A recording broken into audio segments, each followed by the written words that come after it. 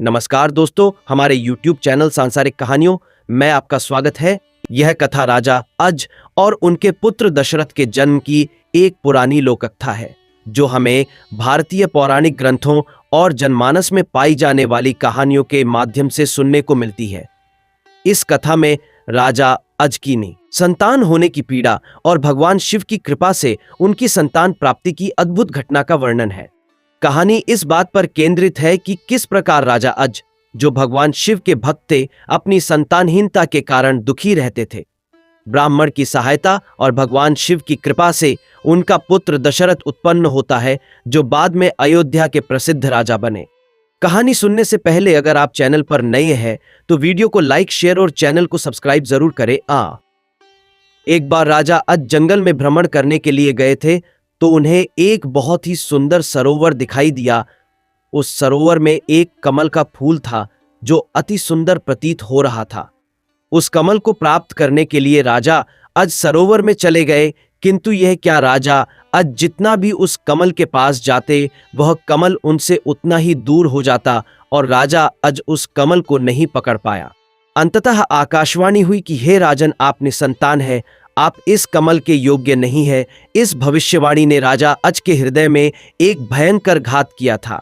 राजा अज अपने महल में लौट आए और चिंताग्रस्त रहने लगे, क्योंकि उन्हें संतान नहीं थी, जबकि वह भगवान शिव के परम भक्त थे। भगवान शिव ने उनकी इस चिंता को ध्यान में लिया और उन्होंने धर्मराज को बुलाया और कहा, तुम किसी ब्राह्मण को अयोध्या नगरी पहुंचाओ, जिससे राजा अज को संतान की प्राप्ति के आसार हो।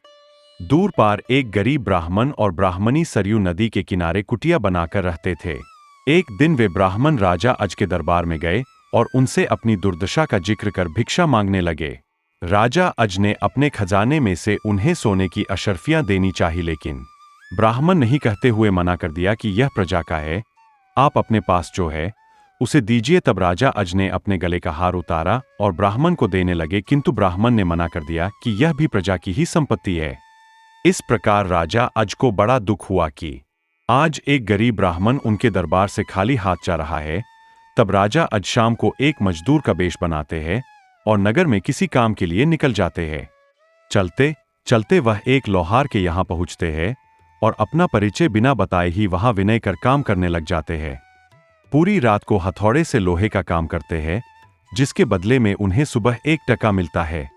राजा 1 टका लेकर ब्राह्मण के घर पहुंचते हैं, लेकिन वहां ब्राह्मण नहीं था। उन्होंने वह 1 टका ब्राह्मण की पत्नी को दे दिया और कहा कि इसे ब्राह्मण को दे देना। जब ब्राह्मण आया तो ब्राह्मण की पत्नी ने वह टका ब्राह्मण को दिया और ब्राह्मण ने उस टका को जमीन पर फेंक दिया। तभी एक आश्चर्यजनक घटना हुई। ब्राह्मण ने जहां टका फेंका था वहां गड्ढा हो गया। ब्राह्मण ने उस गड्ढे को और खोदा तो उसमें से सोने का एक रत्न निकला। ब्राह्मण उस बालक को लेकर राजा अज के दरबार में पहुंचे और कहा, राजन, इस पुत्र को स्वीकार कीजिए, यह आपका ही पुत्र है, जो 1 टका से उत्पन्न हुआ है, तथा इसके साथ में सोने के 9 रत्न निकले, जो आसमान में चले गए, जबकि यह बालक 10वें रथ पर निकला, इसलिए यह रथ तथा पुत्र आपका है। इस प्रकार से दशरथ जी का जन्म हुआ था। महाराज दशरथ का असली नाम मनु था और ये 10 दिशाओं में अपना रथ लेकर जा सकते थे, इसीलिए दशरथ नाम से प्रसिद्ध हुए।